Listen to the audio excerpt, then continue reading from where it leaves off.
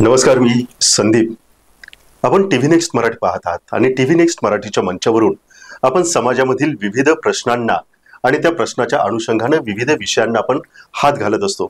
त्यावरती आपण संवाद साधत असतो, चर्चा करीत असतो आणि त्यातून येणारं फलित हे समाज विकासासाठी, समाज घडवण्यासाठी कशा रीतीने ते सर्वांना लाभदायक ठरेल याच्यासाठी आपला सातत्यानं प्रयत्न असतो. आज आपल्यासोबत एक विशेष पाहुणे आहेत. खरं म्हणजे चित्रपट असो, नाट्यक्षेत्र असो किंवा साहित्य क्षेत्र असो, त्या क्षेत्रामध्ये या नावाची ओळख नव्यानं करून देण्याची मुळीच गरज नाही. आतापर्यंत अनेक पुरस्कार त्यांना मिळाले. त्यांनी विशेष मला सांगायला आनंद वाटेल की आजच त्यांना बालगंधर्व संगीत रसिक मंडळाचा आद्य नाटककार अण्णासाहेब किर्लोस्कर हा पुरस्कार त्यांना जाहीर झाला आणि त्यानंतर आज पहिल्यांदाच ते आपल्या या स्टुडिओमध्ये आहेत. आज आपण एकंदरीत ज्या पद्धतीचं मराठी नाट्यविश्व आहे आणि मराठी चित्रपटसृष्टी ज्या स्थित्यंतरामधून जात आहे त्याच्याविषयी अनेक प्रश्नचिन्ह विचारले जातात. वेगवेगळ्या प्रकारच्या चर्चा वेगवेगळ्या प्रश्नांच्या माध्यमातून केल्या जातात. या सगळ्यांवरतीच त्यांची मतं काय आहेत आणि ते स्पष्टपणानं बोलण्यासाठी आज आपल्यामध्ये आपल्या स्टुडिओमध्ये आहेत अभिराम भडकम सर. अभिराम सर, नमस्कार. नमस्कार. सर्वप्रथम आपला अभिनंदन की आपल्याला हा पुरस्कार मिळतो. यस, कधी हा पुरस्कार आपल्याला दिला जाणार आहे आणि कुठे त्याचं वितरण असेल? परवाच म्हणजे 15 तारखेला बालगंधर्व रंगमंदिरामध्ये हा पुरस्कार आहे, त्याचं वितरण होणार आहे. अच्छा, आपल्या कामासाठी मिळालेली एक पोचपावती आहे आणि त्याच पद्धतीने एक जबाबदारी सुद्धा. आणि अण्णासाहेब किर्लोस्करांच्या नावाचा हा पुरस्कार असल्यामुळे एक नाटककार म्हणून त्याचं महत्व खूपच आहे. सर, आपण मग त्याच मुद्द्यापासून सुरू करू की अण्णासाहेब किर्लोस्करांनी केलेलं नाटक आणि आत्ताच हे नाटक 2025 मध्ये बोलतो, याची स्थित्यंतर कशी आहेत? मराठी रंगभूमीवरती खूप मोठ्या प्रमाणामध्ये स्थित्यंतर घडत गेली. म्हणजे अण्णासाहेब किर्लोस्करांनी जेव्हा विष्णुदास भावेंनी नाटकाची सुरुवात केली आणि त्याच्यानंतर अण्णासाहेब किर्लोस्करांनी त्याला एक व्यावसायिक नाटकाचं स्वरूप दिलं. म्हणजे व्यावसायिक अशा अर्थाने की नटमंडळी त्यातून अर्थार्जन करू लागली. आणि अण्णासाहेबांनी खूप वेगवेगळ्या म्हणजे 3 त्यांची नाटकं सौभद्र आणि ही सगळी इतकी वेगळ्या प्रकारची नाटकं होती. लोकांना संगीत रंगभूमीचा एक फार मोठा त्याच्यापासून आवड निर्माण झाली. शास्त्रीय संगीत जे आतापर्यंत फक्त म्हणजे शास्त्रीय गायकांच्या मैफिलीतलं होतं, सामान्य माणसाला त्या ठिकाणी एका पद्धतीने प्रवेशही नव्हता आणि त्याला ते आकलनही नव्हतं. पण हे शास्त्रीय संगीत अण्णासाहेबांनी साध्या साध्या लोकांपर्यंत नाट्यसंगीताच्या माध्यमातून पोहोचवलं. तर ती आपल्या नाटकाची सुरुवात होती. अनेक वर्ष ते झालं. त्याच्यानंतर मग संगीत रंगभूमीच्या नंतर ज्याला सामाजिक नाटक 3 अंकी सामाजिक नाटक अशा पद्धतीचा एक प्रकार सुरू झाला की ज्याच्यामध्ये वेगवेगळ्या प्रकारचे सामाजिक प्रश्न मांडले गेले किंवा कौटुंबिक अशा पद्धतीचे प्रश्न मांडले जाणार नाटक. त्याच्यानंतर ज्याला आपण आधुनिक रंगभूमी म्हणतो 1960च्या दशकानंतरची ती आधुनिक रंगभूमी आली. नवोदत्तरी रंगभूमी जेव्हा आली तेव्हा प्रायोगिक आणि व्यावसायिक मधली सीमारेषा पुसट करणारी ही रंगभूमी झाली. आणि आज जर आपण पाहिलं तर खूप वेगवेगळ्या प्रकारचे विषय, नवनवीन रिलेशनशिपच्या संदर्भातले विषय किंवा समाजातले वेगवेगळे असलेले प्रॉब्लेम्स या सगळ्याबद्दलचं एक नाटक येत आहे. त्याच्यामध्ये संगीत नाटकांचा काळ गेल्यानंतर नाटकातलं संगीत जरी संपलं तरी वेगवेगळ्या पद्धतीने नाटकामध्ये संगीत येत गेलं. लेकुरे उदंड झाली असेल किंवा कट्यार काळजात घुसली असेल. तर अशा पद्धतीने रंगभूमीने खूप स्थित्यंतर पाहिली आणि आजपर्यंत आता हा पल्ला आपण या ठिकाणी गाठलेला आहे. सर, ही स्थित्यंतरे आहेत आणि मग परत पुन्हा एकदा ही स्थित्यंतर पाहत असताना परत पिढींचा विचार करावा लागेल की दशकांचा तो विचार करावा लागेल. प्रेक्षक प्रगल्भ होत गेलेत, प्रेक्षकांची धाव नाट्यगृहापर्यंत असायची, परंतु नंतरच्या काळामध्ये कुठेतरी प्रेक्षक ओसरला गेला. मग याचा दोष बराचदा प्रेक्षकांकडे जातो की तेवढी खेचणारे नाटक लोकांच्या पर्यंत पोहोचले नाहीत. काय कारण आपल्याला वाटतं, जाणवतं? मुळात मला असं वाटतं की जेव्हा अण्णासाहेब किर्लोस्करांचं नाटक होतं किंवा बालगंधर्वांचं नाटक होतं किंवा नंतर अनेक दशकं पुढचे पूर्ण महाराष्ट्रभर नाटकाचे प्रयोग व्हायचे, दौरे व्हायचे. म्हणजे पणशीकर वगैरे, प्रभाकर पणशीकरांच्या सारखी माणसं एकदा निघाली की ती महिन्याभराच्या दौऱ्यावरती असायची. आणि त्यांनी काय केलं होतं की कोकणामधल्या छोट्या छोट्या पाड्यांपर्यंत नाटक केलं होतं. म्हणजे पणशीकरांबद्दल तर असं म्हणतात की त्यांना एक थोडी रिकामी जागा दिसली की ते उतरायचे, त्या जागेची पाहणी करायची आणि तिथे हे उभे रंगमंच उभा करून नाटक करायचे. अशा पद्धतीने हे होत होतं. आजचा जर आपण काळ पाहिला तर एक चांगली गोष्ट त्याच्यामध्ये अशी आहे की कोरोना आला आणि वाटलं की नाटक आता संपलं. हो, बरोबर. आता लोक नाटक पाहायला येणार नाही. परंतु कोरोनानंतर प्रचंड मोठ्या प्रमाणामध्ये पुण्या मुंबईमध्ये नाटक लोक पाहताना दिसतात. पण दुर्दैवाने झालं काय, टेलिव्हिजन आला आणि म्हणजे चित्रपटांनी नाटकावर एवढा परिणाम नव्हता केला, पण म्हणजे टेलिव्हिजन आल्यानंतर, प्रायव्हेट चॅनल्स आल्यानंतर काय झालं की म्हणजे मी गमतीने असं म्हणतो की सिनेमांनी आणि या सगळ्यांनी प्रेक्षक पळवायचा प्रयत्न केला, पण प्रेक्षकांना त्यांना पळवता आलं नाही. टेलिव्हिजननी कलावंत आणि तंत्रज्ञच पळवले. त्यामुळे व्हायला असं लागलं की डेली सोप मध्ये काम करणारे लोक, त्यांना तेवढ्या सुट्ट्या मिळत नाहीत. त्यामुळे नाटक जर करायचं असेल तर नाटक शनिवार रविवारीच ते वेळ देऊ शकतात. त्यामुळे नाटक आक्रसत गेलं. आणि मधल्या काळामध्ये झालं असं की आपल्याकडचा जो महाराष्ट्रभर रंगभूमी नाटकाचे प्रयोग व्हायचे ते आक्रसत आता नाटक पुणे, मुंबई, नाशिक, थोडंसं गोवा आणि अशा पद्धतीने उरले. म्हणजे उत्तमोत्तम रंगभूमी होती, ज्या ठिकाणी प्रेक्षक होता ती सगळी डेड सेंटर होऊन गेली. आज कोल्हापूर मध्ये थोड्या प्रमाणामध्ये नाटक होतं, परंतु मिरज, सांगली, सातारा, इचलकरंजी या प्रत्येक ठिकाणची जी नाट्यगृह होती ती ओसंडून व्हायची. म्हणजे सतत प्रयोग चालू असायचे. आता हे दौरे कमी झाल्यामुळे एकतर नटांना तिथपर्यंत जाता येत नाही, सगळे प्रवासाची साधनं महागली, या सगळ्या याच्यामुळे झालंय असं की नाटक पुणे मुंबई पुरतं आता आकर्षित चाललेलं आहे. पण असं म्हणत असताना आपण नेहमी केवळ व्यावसायिक रंगभूमीचा विचार करतो, पण आपल्याकडची स्पर्धा रंगभूमी जी आहे ना ती अजूनही तितक्याच मोठ्या प्रमाणामध्ये होते. राज्यनाट्य स्पर्धा असेल किंवा एकांकिका स्पर्धा असेल, संपूर्ण महाराष्ट्रभर फार मोठ्या जोमामध्ये त्या चाललेल्या असतात. म्हणजे प्रेक्षक प्रगल्भ या स्पर्धांनी केला. यापैकी कधी ना कधीतरी लोकांनी त्या स्पर्धांमध्ये काम तरी केलं असेल किंवा आपल्या कॉलेजचं नाटक आहे म्हणून ते पाहायला तरी गेले असतील. तिथून नाटकाची त्यांना आवड लागत गेली आणि या स्पर्धा रंगभूमीने अत्यंत चांगले आणि प्रगल्भ प्रेक्षक रंगभूमीला पुरवले आणि त्याचा खूप मोठा परिणाम झाला असं मला वाटतं. परंतु आता नाटकाचं जे स्वरूप झालेलं आहे की वीकेंड थिएटर झाल्यासारखं झालेलं आहे. मला आठवतं की सोमवारी सकाळी 11 वाजता शिवाजी मंदिरला तारीख मिळाली तर आनंद व्हायचा की, पण आता 11 वाजताचा शो हा थोडा धाडसाचा ठरतो. तर हा एक फार मोठा परिणाम झालेला आहे आणि त्याच्यामुळे असं वाटतं की म्हणजे असं दिसतच आहे की महाराष्ट्रभर प्रयोग आणि त्याचे दौरे जे होत आहेत ते आक्रसत गेलेले आहेत. सर, आपण बोलण्याच्या ओघामध्ये आपण असं सांगितलं की पुणे आणि मुंबई या ठिकाणी अजून देखील नाटकांना गर्दी होते, परंतु जिथं आपण कोल्हापूरला कलापूर म्हणतो, जिथं मंगेशकरांचं कुटुंब सांगलीमध्ये वाढलं किंवा इव्हन एक आपल्या इचलकरंजीमध्ये सुद्धा, तर हे पश्चिम महाराष्ट्रामध्ये जिथं खऱ्या अर्थानं नाटकांना आणि कलाकारांना अंगाखांद्यावरती घेतलं, तिकडचा रसिक दुरावलाय की नेमकं कारण काय आहे? नाही, काय झालं म्हणजे आपण जेव्हा नाटक म्हणतो तेव्हा आपल्या डोळ्यासमोर पुणे मुंबईचंच नाटक येतं. याचं कारण असं की ज्या पद्धतीने व्यावसायिक रंगभूमी ही पुणे आणि मुंबईमध्ये विकसित होत गेली तशी त्या ठिकाणची रंगभूमी व्यावसायिक रीतीने विकसित झाली नाही. खरं असं व्हायला हवं होतं की नागपूरमध्ये जसं पुण्यामध्ये सुद्धा आता व्यावसायिक रंगभूमीच्या फार कमी कंपन्या अशा उरल्या आहेत की ज्या नाटक प्रोड्यूस करतात. आता भाग्यश्री देसाईंनी एक नवीन नाटक खूप चांगल्या पद्धतीने प्रोड्यूस केलेलं आहे, परंतु हे कोल्हापूरमध्ये पण व्हायला हवं होतं. हे पश्चिम महाराष्ट्र, खानदेश, नागपूर या ठिकाणी तिथली रंगभूमी जर विकसित झाली असती. होतंय असं ना की केवळ स्पर्धेपुरती मुलं एकत्र येतात आणि स्पर्धा झाली की ती परत तिथे नाटक होत नाही. वर्षभर नाटक होत राहिलं पाहिजे. ज्या हौशी संस्था आहेत ज्या राज्यनाट्य स्पर्धेमध्ये भाग घेतात ते राज्यनाट्य टू राज्यनाट्य अशा पद्धतीनेच ऍक्टिव्हिटी करतात. तसं न करता राज्यनाट्य संपलं तरी ती ऍक्टिव्हिटी सुरू राहिली पाहिजे. ते जेव्हा होईल आणि अशा पद्धतीने तिथल्या प्रकारची जेव्हा रंगभूमी विकसित होईल त्या तिकडची नाटकं सुद्धा पुणे मुंबईला येतील आणि पुणे मुंबईच्या लोकांना ते अट्रॅक्शन होईल की अरे ते नाटक आपण पाहिलं पाहिजे, इकडची नाटकं तिकडे जातील. असं ते जे व्हायला पाहिजे ते झालेलं नाहीये अजून. हो, निश्चित. परंतु काय माहितीये ना की प्रेक्षक वर्ग तर आहेच सगळीकडे. म्हणजे आज जर मी कोल्हापूरला एक नाटक करायचं असं ठरवलं आणि ते अत्यंत चांगल्या पद्धतीने मी केलं आणि त्याचे चांगले सुनियोजित असे सगळीकडे जर प्रयोग केले, तिथला प्रेक्षक वर्ग मिळेल आणि आर्थिक गणित तिथलं जुळून येऊ शकेल. परंतु असे धाडसी प्रयोग होताना दिसत नाहीयेत. ते होणं खूप आवश्यक आहे. मग तिथल्या निर्मात्यांनी की मला नाटकामध्ये पैसे टाकायचे आणि नाटकातून मला पैसे मिळवायचे या विचारांनी जर त्या ठिकाणी नाटकं करायला सुरुवात केली तर त्या ठिकाणी व्यावसायिक रंगभूमी उभी राहू शकेल असं मला वाटतं. सर, हा सगळं तुम्ही ज्या पद्धतीने सांगताय याच्यामध्ये एक राहून प्रश्न मनामध्ये येतो सर्वसाधारण तरुणांच्या मध्ये फिरत असताना की आता तरुणाई ही मोबाईल मध्ये आहे, उद्याचा प्रेक्षक ही तरुणाईच आहे.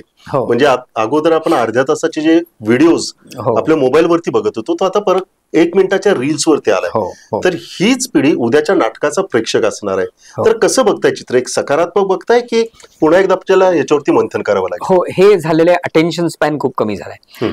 म्हणजे पूर्वी आपण 3-3 अंकी नाटकं बरोबर. पाहत होते.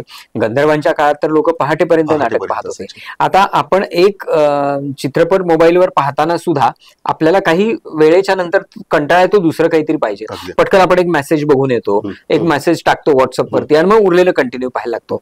हा अटेन्शन स्पॅन कमी झालेला आहे आणि त्याचा नाटकाच्या लिखाणावर पण परिणाम झाला. बरोबर. त्यामुळे विनोदी नाटकं ही स्किट सारखी आपल्याला बघायला मिळतात आणि एक प्रवेश घेऊन तो काही काळ लांब हे करणं, होल्ड करणं, बरोबर. हे करणारे नाटककार फार कमी प्रमाणामध्ये दिसत आहेत आज. त्याचा परिणाम होतोच आहे. पण मला असं वाटतं ना की आपली रंगभूमी ही कायमच आजूबाजूच्या वातावरणाला प्रतिसाद देत स्वतःला बदलत आलेली रंगभूमी आहे. अच्छा.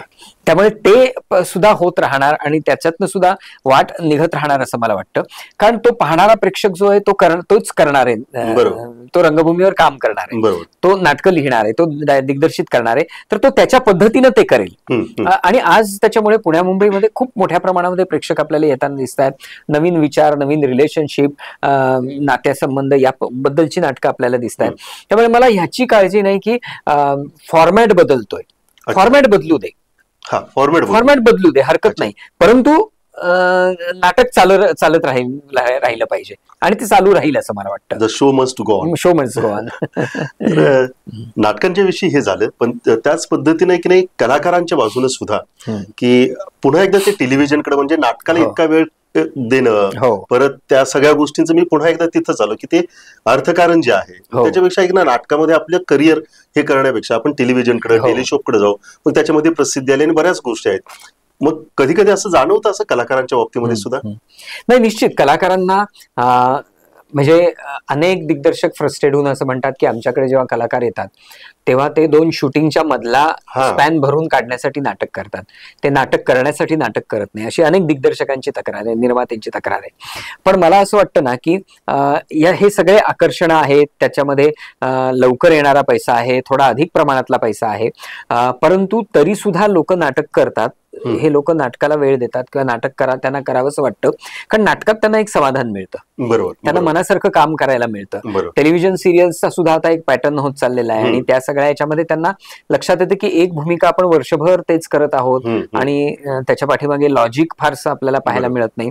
त्यामुळे कलाकार हा इतर कुठल्याही माध्यमांमध्ये हे झालं तरी तो रंगभूमीकडे येतो, असा एक अनुभव आहे. आणि शेवटी जो कलाकार आहे त्याला ते लाईव्हनेस हवं असतं, त्याच्या टाळ्या त्यांना कानावरती ऐकायच्या आहेत. पण परत कलावंतांच्या बाजूने विचार केला ना तर अनेक कलावंतांचा म्हणजे त्यांच्याही अडचणी खऱ्या आहेत. आपण आपली नाट्यगृह व्यवस्थित ठेवलेली नाही. म्हणजे लिटरली मी सांगतो की वॉशरूम सुद्धा चांगल्या नसतात, त्याच्याविषयीच्या तक्रारी आल्या. त्याच्यामुळे काय होतं की नटमंडळी म्हणतात की आम्ही नाटक करायला तयार आहोत, पण साध्या साध्या सोयी सुविधा सुद्धा नाहीयेत. म्हणजे प्रवास करून कोल्हापूरला यायचं मुंबईहून आणि साधं वॉशरूमही जर आपल्याला नीट मिळणार नसेल. त्यामुळे या अनेक गोष्टी आहेत की ज्याच्यामुळे नाटकाकडे कलावंत म्हणतात की करायचंय पण आता नाही करायचं, असा हाही त्याच्यामध्ये मोठ्या प्रमाणावर भाग आहे. या दृष्टिकोनाकडून शासनाच्या दरबारी आता हो नाही होतात, म्हणजे खूप त्या ठिकाणी हे जाणं होतं. कारण होतं काय की आपल्याकडे जेव्हा नाट्यगृह बांधतात ना, त्या नाट्यगृह बांधत असताना त्याच्यामध्ये आर्किटेक्ट वगैरे ही जी मंडळी असतात ना त्याच्यामध्ये नेपथ्यकार पण असले पाहिजेत त्या कमिटीवर. ते सांगतील की आमच्या गरजा नेमक्या काय आहेत, की आम्हाला कशा पद्धतीचं अकॉस्टिक हवंय, आम्हाला मेकअप रूम आणि रंगमंच याच्यामधलं अंतर किती हवंय, आम्हाला स्टेज आणि लोक याच्यामधलं अंतर किती हवंय. या सगळ्या गोष्टींसाठी म्हणून कधी नेपथ्यकाराला विचारलं जात नाही. एक दामू केंकरे होते ज्यांनी गोव्याचं एक अतिशय चांगल्या पद्धतीने बांधकाम केलं होतं, त्याच्यात लक्ष घातलं होतं. पण असं होत नाही आणि त्यामुळे काय होतं की ती नाट्यगृह गैरसोयीची ठरतात. त्याचाही परिणाम निश्चित नाटकावरती होतो. आणि या छोट्या गोष्टी सुद्धा एक प्रेक्षकांना त्या टेक्निकल गोष्टी लक्षात येत नाही. हो बरोबर. मग शेवटपर्यंत तो आवाज ऐकायला येत नाही आणि मग आरडाओरडा सगळ्याच गोष्टी एकदा शिक्का एखाद्या. म्हणजे अनेकदा असं होतं ना की लाईट रूम कुठे असली पाहिजे, त्याला नाटक दिसलं पाहिजे, या बारीक बारीक गोष्टींचा विचार होत नाही. बरोबर. सर, ह्या नाट्य क्षेत्राच्या बाबतीमध्ये झालं, चित्रपटाची स्थित्यंतरे कशी तुम्ही सांगाल मग? चित्रपटामध्ये आज काय झालंय ना, उत्तम चित्रपट मराठीत तयार होत आहेत. म्हणजे ग्रामीण भागातली मुलं येत आहेत, ती चित्रपट करतायत, पण ते चित्रपट थिएटर पर्यंत जात नाहीयेत. अच्छा. म्हणजे नॅशनल अवॉर्ड घेऊन आलेला चित्रपट, पण तो संपूर्ण महाराष्ट्रभर लागलाच नाही, प्रदर्शितच झाला नाही, अशी शेकडो उदाहरणं आहेत आपल्याकडे. याचं कारण असं आहे ना, की जी वितरण व्यवस्था आपल्याकडे पूर्वी होती, म्हणजे मला महेश कोठारे नेहमी सांगतात की मी चित्रपट अनाऊन्स करायचो आणि गावोगावचे वितरक माझ्याकडे यायचे, मला ऍडव्हान्स द्यायचे आणि माझ्याकडनं त्या सिनेमा बुक करायचे आणि त्या ऍडव्हान्सचा वापर करून माझ्याकडचे पैसे घेऊन आम्ही चित्रपट काढायचो आणि ऍडव्हान्स दिलेला असल्यामुळे तो चित्रपट आपल्या ठिकाणी नीट लागेल, वितरित नीट होईल, याची व्यवस्था तो वितरक करायचा, कारण त्यातनं त्याला पैसे मिळायचे. आता काय होतंय की वितरण व्यवस्था चांगली नसल्यामुळे चांगला चित्रपट असला तरी तो लोकांपर्यंत पोहोचवण्यासाठी म्हणून तेवढे कष्ट घेतले जात नाही आणि म्हणून अनेक चांगले चित्रपट आहेत मराठीमधले की ज्यांना अवॉर्ड्स मिळालेली आहेत, जे चित्रपट पाहिल्यानंतर असं वाटतं की अरे, ग्रामीण भागातनं आलेला हा मुलगा किंवा मुलगी आणि याने काय सुंदर पद्धतीने त्याचा तो सगळं ग्रामीण विश्व उभं केलंय किंवा त्यांनी त्याचे अनुभव मांडलेले आहेत, तो तिथली स्वतःची भाषा, स्वतःच्या संवेदना घेऊन आलेल्या आहेत आणि तो चित्रपट भाषेमध्ये त्यांनी मांडलेले आहेत, पण तो लोकांपर्यंत पोहोचतच नाही. एखाद्या फेस्टिवलमध्ये होतो किंवा तो जे काही प्रायव्हेट शो करेल होतो. ही मराठी चित्रपटाची अत्यंत वाईट अवस्था आहे. म्हणजे आता अलका कुबल माझ्याशी बोलत होत्या, त्या अनुदान कमिटीवर होत्या, समीर अठले आणि हे, तर ते म्हणत होते की अरे, हे इतके सुंदर चित्रपट आहे आणि वाईट याचं असं वाटत होतं की हे लागलेच नाहीत कुठे.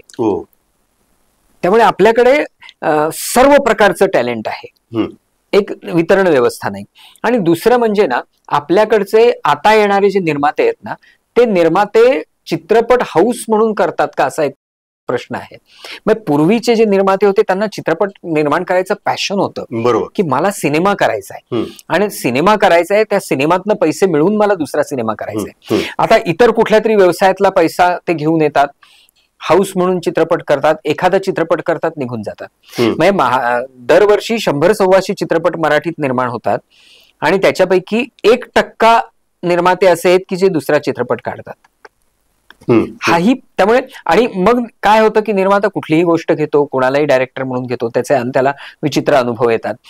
तर निर्मात्यांनी सुद्धा या क्षेत्रामध्ये पडण्याच्या आधी पक्की तयारी करून उतरलं पाहिजे असं मला वाटतं, की आपल्याला सिनेमा का बनवायचा आहे, हाऊस म्हणून बनवायचा आहे का, एक सिनेमा झाला, नटनट्या, लेखक दिग्दर्शक घरी आले, पार्ट्या झाल्या, एवढंच त्याचं हे आहे का, हा चित्रपट लोकांपर्यंत मी कसा पोहोचवणार आहे, त्याची संपूर्णपणे आखणी जी आहे ना, ती न करता चित्रपट केले जातात आणि म्हणून सुद्धा हे चित्रपट याच्यापर्यंत पोहोचत नाही, थिएटरपर्यंत.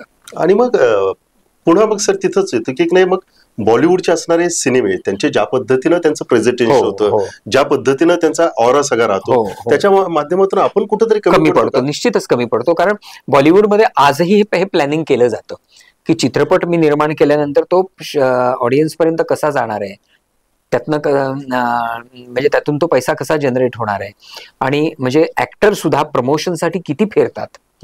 म्हणजे की त्यांना माझा चित्रपट येणार आहे असं म्हटल्यावर ऍक्टर प्रमोशनसाठी खूप फिरतात. मराठीत ते कारण सिनेमा करेपर्यंतच बजेट संपलेलं असतं, ती आखणीच केलेली नसते की माझं बजेट किती असणार आहे, माझं पब्लिसिटीचं किती असणार आहे, माझं वितरणाचं किती असणार आहे, ह्याचं गणित न मांडता चित्रपट केले जातात आणि त्याच्यामुळे ते चित्रपट वर्क होत नाहीत किंवा त्यातनं समाधान मिळत नाही कुठल्याच प्रकारचं. अलीकडच्या काळामध्ये मग चित्रपटाची जी मांडणी आहे किंवा जे विषय हाताळले जातात, ते विषय सुद्धा एक नाही लोकांच्या पर्यंत पोहोचत नाहीत असं जाणवतंय का? नाही, उलट मला काय वाटतंय माहितीये ना, की विषयामध्ये खूप वैविध्य आलेलं आहे आजच्या काळामध्ये. खूप वेगवेगळ्या प्रकारचे विषय आज येताना दिसत आहेत, परंतु या सगळ्या अडचणींमुळे ते पोहोचत नाहीयेत असं मला वाटतं. मग काय म्हणजे काय करायला हवं? आपली वितरण व्यवस्था सुधारली पाहिजे आणि निर्मात्यांनी प्लॅनिंग करून चित्रपट केला पाहिजे, की मी हा चित्रपट एवढ्या बजेटमध्ये करणार आणि अत्यंत चांगल्या पद्धतीचे लोक, म्हणजे नामवाले असं म्हणत नाही, पण चित्रपटाचा अनुभव असलेल्या लेखक दिग्दर्शक हे करणार, मी त्या पद्धतीचे नट घेणार, मी त्या पद्धतीचं त्याचं तंत्रज्ञ त्याच्यामध्ये आणणार आणि मी तो चित्रपट करेन. त्याच्यानंतर माझं पब्लिसिटीचं बजेट एवढं असेल, वितरणाचं एवढं असेल आणि अशा पद्धतीने मी तो लोकांपर्यंत पोहोचवणार. ह्याचं पूर्णपणे प्लॅनिंग जर केलं तर मला असं वाटतं की कुठे तर लॅकिंग आहोत आपण त्याच्यामध्ये. त्याच्यामध्ये आपण अगदीच म्हणजे तो विचारच आपण फारसा करत नाही असं मला वाटतं. सर, मला आणखी एक म्हणजे सर्वसाधारण लोकांच्या मनामध्ये असे प्रश्न राहतात की एक नाही, जे मोठमोठे बॉलिवूडचे स्टार आहेत, म्हणजे कलाकार आहेत, ते मराठी रंगमंचावरती जी कला सादर करणारे आपले मराठी ऍक्टर आहेत त्यांना एक हॅट्स ऑफ देतात आणि ते म्हणतात की त्या लोकांचं टॅलेंट त्यांच्यासमोर आम्ही कोणीच नाहीत असं ती पोचपावती देतात. परंतु ज्यावेळेस चित्रपटाच्या बाबतीमध्ये बघतो त्यावेळेस मग आपलेच कलाकार मग दुय्यम भूमिकेमध्ये कुठेतरी दिसतात. हा जो फरक आहे त्याची मधली रेष कुठं जाणवते मग? खरं तर तसं पाहायला गेलं तर आपल्याकडच्या अनेक लोकांनी अतिशय सुंदर भूमिका केलेल्या आहेत म्हणजे मराठीमध्ये. सुमिता पाटील असतील किंवा अनेक नावं अशी आपल्या रीमा लागू असतील किंवा आपण अशी नावं घेऊ शकतो, याच्याबद्दल प्रश्नच नाही. कसं असतं की अनेकदा बॉलिवूडचे जे स्टार्स आहेत ते त्यांना लक्षात येतं की 3 तास ऑडियन्सला होल्ड करून ठेवणं सोपं नाहीये. कट मध्ये काम करणं त्याचं एक वेगळं चॅलेंज आहे, इथलं एक वेगळं चॅलेंज आहे. या पद्धतीच्या याच्यामध्ये आम्ही एक्सपर्ट नाही आहोत हे ते मान्य करतात.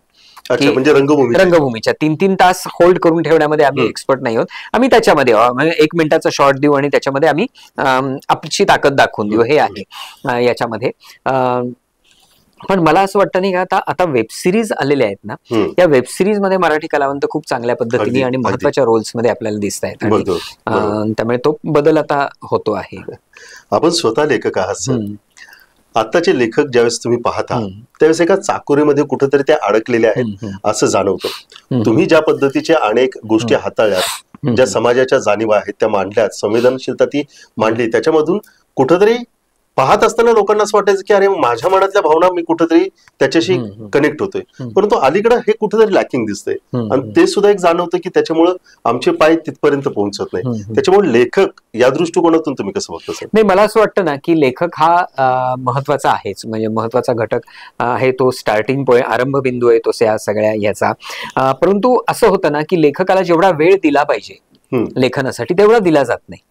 अच्छा. म्हणजे तुम्ही एखाद्या लेखकाकडे गेल्यानंतर त्या म्हणजे मी नेहमी असं म्हणतो की Wien you hire a person you hire his sensibility. त्यामुळे तुम्ही त्याच्या सेन्सिबिलिटीवरती विश्वास ठेवा. म्हणजे आज टेलिव्हिजन बद्दल म्हणताना मी असं म्हणतो की आपल्याकडे इतके उत्तम रायटर्स आहेत की ते वंडर्स क्रिएट करू शकतात याच्यामध्ये टेलिव्हिजनवर.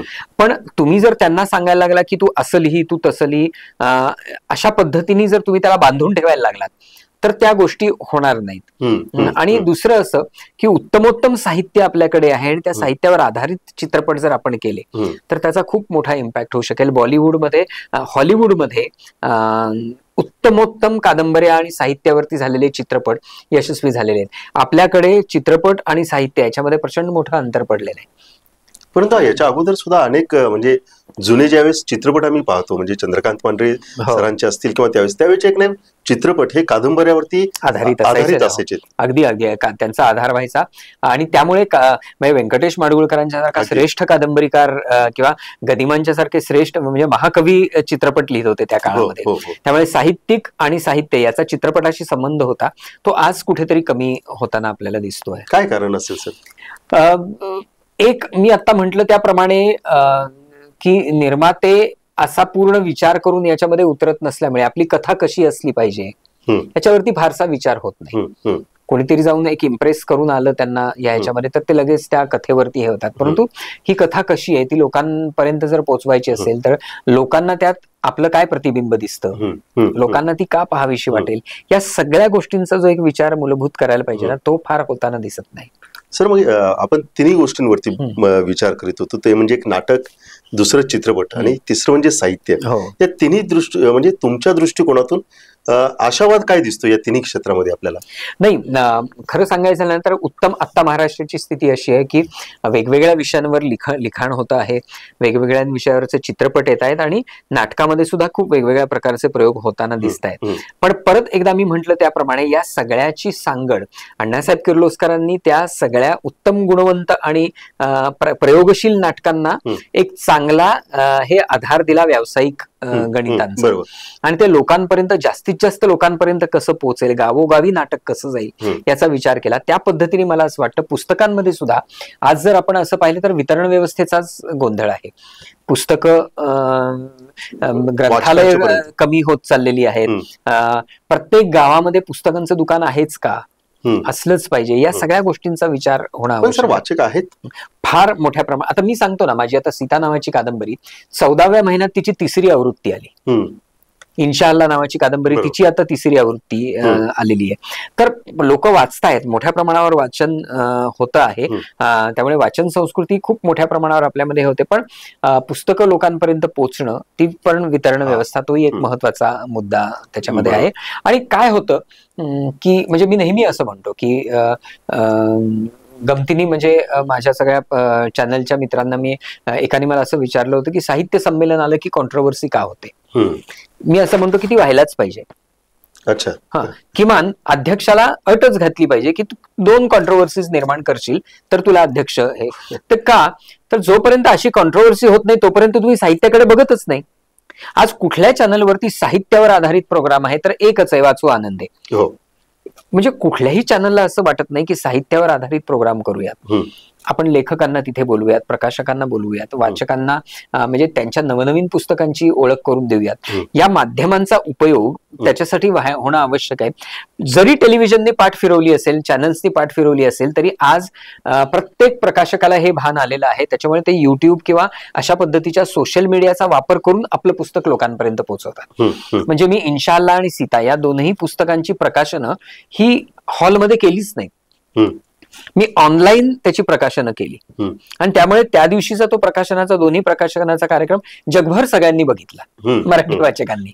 तर अशा पद्धतीने या 5व्या स्तंभाचा, सोशल मीडियाचा वापर करून आपलं पुस्तक अधिकाधिक लोकांपर्यंत पोहोचवण्याचा प्रयत्न आज प्रकाशक करतायत आणि त्याची फळं दिसत आहेत. आणि त्यामुळे एक चांगली गोष्ट अशी आहे की ऑनलाईन बुकिंग आणि ऑनलाईन वितरण. इन्शाअल्लाह माझी कादंबरी लॉकडाऊन मध्ये प्रकाशित झाली. म्हणजे गमतीचा भाग असा होता की मला रेखाताई माझगावकर आमच्या प्रकाशक त्यांनी पुस्तक म्हणजे लेखकाला दिल्या जाणाऱ्या पुस्तकांचा गठ्ठा आणि पेढे मला आणून दिले. पण गंमत अशी, दुसऱ्या दिवशी लॉकडाऊन जाहीर झाल्यामुळे पुस्तकं कपाटातच पडून होती, ती मी कुणाला दाखवू शकत नव्हतो. पण ज्या वेळेला थोडीशी मोकळीक मिळाली त्यावेळेला त्या वितरण व्यवस्थेमुळे हे होत गेलं की लॉकडाऊन म्हणजे हे केल्यानंतर 8व्या महिन्यामध्ये पहिली आवृत्ती संपली. बरोबर. हे प्रकाशित झाल्यानंतर. तर ही ऑनलाईन बुकिंग आणि ऑनलाईन वितरणाची जी व्यवस्था आहे ना, त्या व्यवस्थेने खूप फरक पडलाय आणि लोक खूप वाचतायत असं लक्षात येतं. म्हणजे आम्हालाच जाणवतं ना, मेल्स येतात, आम्हाला फोन येतात, त्याच्यावरनं वाचक आहे ही गोष्ट खरी आहे. पण वाचनाचं वातावरण कमी झालंय ही गोष्ट खरी आहे. म्हणजे वेगवेगळ्या ठिकाणी साहित्यावर चर्चा होत आहेत, परिसंवाद होत आहेत. आणि सगळ्यात वाईट गोष्ट काय झाली आहे ना, की वृत्तपत्रांनी, म्हणजे पूर्वी असं होतं ना की एक पुस्तक छापून आलं की त्याच्या 25-30 ठिकाणी त्याच्या समीक्षण यायची, परीक्षण असायची. आता पुस्तक परीक्षण गेला तर पुस्तक परिचय आलाय. बरोबर. मग 4 ओळीमध्ये, किंवा त्यामुळे पूर्वी तर असं व्हायचं की पुरवण्या निघायच्या पुस्तकांवर. बरोबर. आज वृत्तपत्रांनी पुस्तकांसाठी जागाच ठेवलेली नाहीये. म्हणजे जाहिराती भरपूर गोळा करतात आणि अत्यंत म्हणजे निगेटिव्ह बातम्यांनी वर्तमानपत्र भरलेलं असतं. पण आलेलं नवीन पुस्तक, त्याच्यावरची समीक्षा, त्याच्यावरचं आहे. नियतकालिकं संपली आपल्याकडे, मासिकं संपली. पूर्वी मासिकं हा एक फार मोठा भाग होता ज्याच्यामध्ये पुस्तकांचा परिचय करून दिला जायचा, समीक्षा व्हायच्या, चर्चा घडायच्या, एखाद्या पुस्तकावर या बाजूनी त्या बाजूनी उलटसुलट वाद व्हायचे. ते सगळं वातावरणच संपलंय. वाचक आहेत, वाचन संस्कृती आहे, पण वाचनाचं हे जे वातावरण लागतं ना, ते वातावरण, पूरक वातावरण कुठेतरी संपत चाललंय किंवा संपलंय असं मला वाटतं.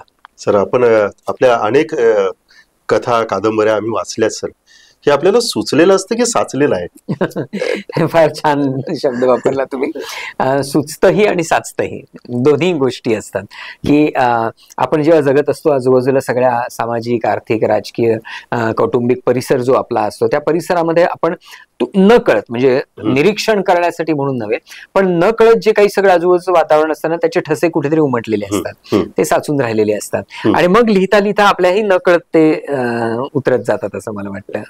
सर, अलीकडच्या काळामध्ये, आता हा प्रश्न थोडासा मी धाडसानच आपल्याला विचारतो, की ज्या पद्धतीनं मराठी अमराठी वाद अलीकडच्या काळामध्ये पाहायला मिळाला, त्याच्यामध्ये अशी एक तक्रार करण्यात आली की काही मराठी आपले कलाकार आहेत, त्यांनी उघडपणानं भूमिका घेतली नाही. काय असू शकतं कारण?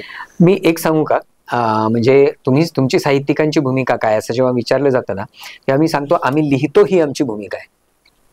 म्हणजे आज साहित्य निर्मिती करून तुमचा कोणत्याही प्रकारे घर चालत नाही.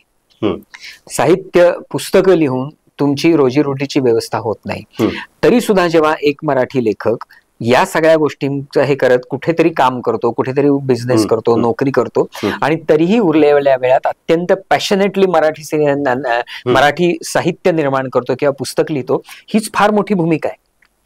हेच फार मोठं कॉन्ट्रीब्युशन आहे असं मला वाटतं. आणि कुठलाही राजकीय वाद, कुठलाही राजकीय पक्ष, कुठलाही राजकीय हे मराठीला जगवणार नाहीये. मराठीला जगवणार आहेत ते फक्त अशा पद्धतीने लिहिणारे लेखक आणि त्यांचं वाचणारे वाचक. परंतु अलीकडच्या काळामध्ये साहित्य संमेलनं हे आता साहित्यिकांपेक्षा राजकीय नेत्यांच्याच मंडळींवर याचं कारण असं की साहित्य संमेलनाचं बजेट इतकं वाढवून गेलेलं आहे की ते करण्यासाठी एक नेता त्या ठिकाणी लागतो आणि तो स्पॉन्सरर असतो आणि तो हे करतो. माझं म्हणणं असं आहे ना की नेत्यांनी हे केलंच पाहिजे, म्हणजे त्यात काही चुकीचं नाही. म्हणजे तुम्ही अनेक ठिकाणी जेव्हा पैसे देता मग साहित्याला द्यायला काय हरकत आहे. माझ्या गावामध्ये साहित्य संमेलन आहे आणि मी या गावातला एक प्रतिष्ठित आणि चांगला अर्थ संपन्न नेता आहे, पैसे द्या, काहीच हरकत नाही. परंतु होतं काय की त्या ठिकाणी कलाबाह्य गोष्टी फार व्हायला लागतात, साहित्यबाह्य गोष्टी व्हायला लागतात. साहित्य संमेलनामध्ये साहित्यावरती चर्चा होणं, आता साहित्याचं हे काय आहे, नवीन पुस्तकं काय आली, त्याच्यावरती प्रमाण कमी होऊन त्याला उत्सवी स्वरूप येत चाललंय. पण तरी सुद्धा मला असं वाटतं की काही काही परिसंवाद अतिशय चांगले होतात, हे होतात. आणि महाराष्ट्र हे एकमेव अशा पद्धतीचं राज्य आहे की ज्या ठिकाणी अशा प्रकारचं साहित्य संमेलन होतं. सर, आपण प्रेक्षकांच्या बाबतीमध्ये बोललोत की प्रेक्षक आतुर आहेत, त्यांना वाचायला भेटत नाही, तो प्रगल्भ आहे. तसंच राजकीय मंडळी सुद्धा, कारण याच्या अगोदरचा मागच्या दशकातले जे काही राजकीय मंडळी होते ते अगदी कुठल्याही व्यासपीठावरती आले तर पुस्तकाचा कुठं ना कुठं संदर्भ द्यायचे, बोलायचे किंवा नुकतंच हे वाचले. अलीकडच्या काळामध्ये असे कोण आहेत राजकीय नेते? आहेत, पण प्रमाण कमी आहे. ही गोष्ट खरी आहे की खूप, म्हणजे आता सुधांशू त्रिवेदी आहेत, शशी थरूर आहेत, किंवा ही मंडळी अतिशय उत्तम वाचतात आणि त्यांच्या भाषणांमध्ये याच्यामध्ये की मराठीमध्ये सुद्धा अनेक हे आहेत की जे म्हणजे नाटक पाहायला तर जवळजवळ सगळेच राजकीय नेते येतात. म्हणजे क्रिकेटर्स येतात किंवा मराठी नाटक पाहायला आपल्याकडे म्हणजे नेते येतात.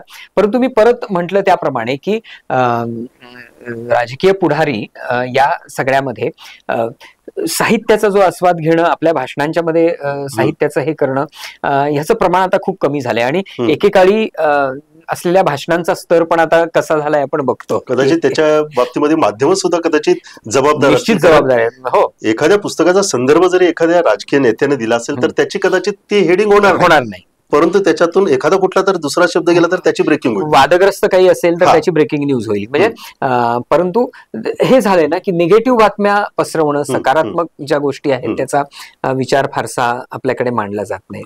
अभिराम भडकमकर सरांना आता पुढे काय करायचंय, काय लिहायचंय, कुठला विषय मनामध्ये साचलेला आहे? खरं तर काय, आत्ताच सीता कादंबरी तरी आता झालं, दुसरं वर्ष चालू आहे या सगळ्याला आहे. पण अनेक हे आहे. माझं नवीन पुस्तक आता येत आहे, हे आभाळाचे तुकडे नावाचं, आणि दिलीप राज प्रकाशन प्रकाशित करते. आतापर्यंत माझे सगळे जे लेखसंग्रह होते त्या सगळ्यांचं एक कलेक्शन त्याच्यामध्ये आहे, लेखसंग्रह तो येतोय. तर त्या पुस्तकाचं काम सध्या सुरू आहे. सर, आपल्या या पुस्तकासाठी मनपूर्वक शुभेच्छा. आणि ज्या पद्धतीने तुम्ही या सगळ्या क्षेत्रावरती प्रकाशझोत टाकला आणि त्याच्यामधून एक सकारात्मक गोष्ट दिसते, ज्यावेळेस म्हणजे थोडंसं धाडसानच म्हणावं लागेल की ज्यावेळेस चंद्र सूर्य मावळतात त्यावेळेस आकाशामध्ये चमकणाऱ्या काजव्यांना देखील प्रकाशदात म्हणावं लागतं. तर ही एक जी आशा आहे की साहित्य कुठं जाणार नाही किंवा आपले हे जे सगळं गोष्ट आहे ते कुठेही लुप्त होणार नाही, फक्त त्यांना तो मंच मिळत नाही, त्यांना ती संधी मिळत नाही, परंतु येणाऱ्या दिवसांमध्ये कदाचित निश्चित बदल होईल असं मला वाटतं. आणि प्रत्येक याच्यामध्ये एक फेज असते. हा, बरोबर. म्हणजे ती सायकल असते की म्हणजे मराठी नाटकांमध्ये सुद्धा अरे मराठी नाटक संपलं, मराठी नाटक संपलं असं म्हणायची अनेकदा हे आलं. त्याच्यानंतर परत किंवा मराठी नाटकामध्ये असं अरे आता काय फक्त विनोदीच नाटक आहेत, आता गंभीर नाटक हे झालं, परत ती सायकल आहे, ते गंभीर नाटकांचं हे सुरू होतं, किंवा सटायर नाटकांचं सुद्धा आलं होतं. किंवा अरे तरुण प्रेक्षक येतच नाही आता हे असं करता करता परत तरुण प्रेक्षक यायला लागतो. ते मला वाटतं ही सायकल आहे आणि त्याच्यामध्ये आपण निराश होण्याचं काही कारण नाही असं मला वाटतं. सर, पुन्हा एकदा आपण टीव्ही नेक्स्ट मराठीमध्ये आपला वेळ दिलात त्याबद्दल मी पुन्हा एकदा आपलं मनापासून धन्यवाद.